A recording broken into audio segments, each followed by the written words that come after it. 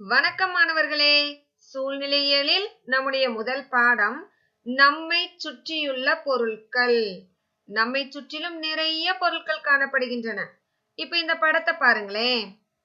பாறைகள், தாவரங்கள் இவையெல்லாம் இயற்கையிலேயே உருவானவை. டிராபிக் சிக்னல், இந்த வேலி இவையெல்லாம் மனிதனால் உருவாக்கப்பட்டவை. இது போன்று நம்மை சுற்றி காணப்படும் பொருட்களை அவை இயற்கையானவையா அல்லது மனிதனால் உருவாக்கப்பட்டவையா?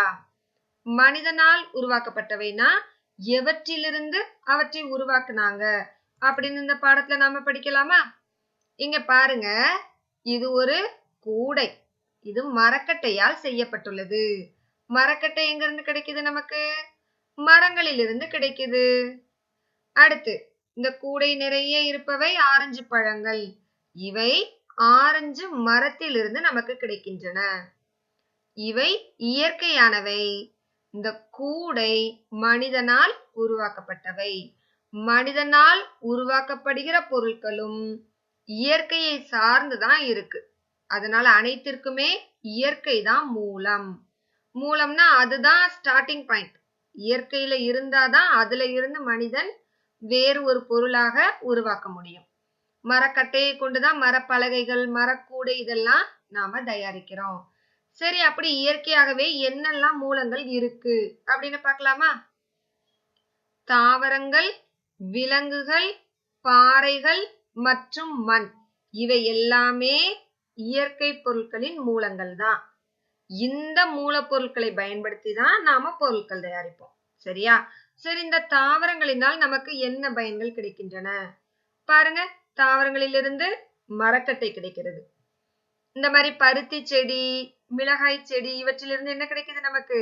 பருத்தி செடினா அவற்றிலிருந்து பருத்தி கிடைக்கிறது. இந்த பருத்தியை வைத்துதான் அப்புறம் நூல் தயாரித்து ஆடைகள் தயாரிக்கிறாங்க. ஒருவேளை தக்காளி செடினா அது பழமாக நமக்கு பயன் தருகிறது. தென்னை மரத்தினுடைய ஓலை நமக்கு பல விதங்களில் பயன்படுகிறது. கூடைகள் முடைவாங்க, பாய் முடைவாங்க, கூரை வீடுகளுக்கு பயன்படுத்துவாங்க. சரியா? இது மாதிரி நமக்கு தாவரங்கள் நிறைய வழிகளில் பயன்படுகின்றன. அடுத்து நமக்கு விலங்குகள்ல இருந்து என்னெல்லாம் பொருட்கள் கிடைக்குது? இந்த பாருங்க, இந்த ஆட்டின் தோல்ல இருந்து ஷூ, பெல்ட் இந்த மாதிரி நிறைய பொருட்கள் தயாரிப்பாங்க. இந்த செம்மறி ஆட்டின் தோலில் இருந்துதான் கம்பளி ஆடைகளும் தயாரிப்பாங்க. சரியா? சரி, இந்த பாறை அப்புறம் இந்த மண்ணினால நமக்கு என்ன பயன் கவனிச்சிருக்கீங்களா? பாறைகளிலிருந்து வெட்டி எடுக்கப்படும் கிரானைட் கல்லை வைத்துதான் நம்ம வீடுகள்ல என்ன செய்வாங்க? ஸ்லாப் எல்லாம் போடுவாங்க. சரியா? அடுத்து இந்த மண்ணுல இருந்து ஆழமாக குழி தோண்டி அந்த சுரங்கம் அமைத்து வெட்டி எடுக்கப்படும் உலோகம் தான் இங்க பாருங்க, தங்கம் போன்ற உலோகங்கள். தங்கம், இரும்பு போன்ற உலோகங்கள் எல்லாம் அப்படியே மேல இருக்கிறது இல்ல. அதற்காக வடிவமைக்கப்பட்ட அந்த சுரங்கங்கள்ல ஆழமாக குழி தோண்டி உள்ள இருந்துதான் இந்த மாதிரி உலோக தாதுக்களாக எடுப்பாங்க. அதன் பிறகு இவற்றில் உள்ள அழுக்குகளை எல்லாம் நீக்கி அதன் பிறகுதான் மோதிரம், கம்மல் இந்த மாதிரி பொருட்கள் செய்வாங்க. சரிங்க, பாருங்க, நம்ம சிந்தனைக்கு ஒரு விஷயம் கொடுத்திருக்காங்க. மக்கள் என்ன செய்யறாங்க? இன்னைக்கு நமக்கு ரொம்ப தேவை அப்படின்னு மரங்களை வெட்டுறாங்க. வெட்டுறது சரிதான். ஆனா என்ன செய்யணும்? நாளைய தேவைக்கு என்ன நிறைய மரங்களை நட்டு நாம வளர்க்கணும். முடிந்த அளவு நாம மரங்களை நட்டு வளர்ப்போம். பாருங்க, ஒரு பயிற்சி கொடுத்திருக்காங்க.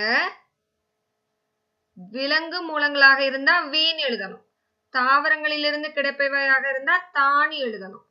உலோக மூலங்களாக இருந்தா ஊனி எழுதணும். செய்யலாமா? மரக்கட்டை தாவர மூலம், தானி எழுதிக்கோங்க. பருத்தி தாவர மூலம் தானே, தான் எழுதிக்கோங்க.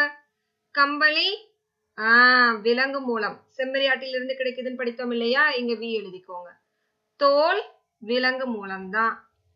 பாருங்க, இது என்னது? உலோகத்தாது தானே, இது உலோக மூலம். அடுத்து தென்னை ஓலை தாவர மூலம். புரிந்து கொண்டு இந்த பயிற்சி செய்துக்கோங்க.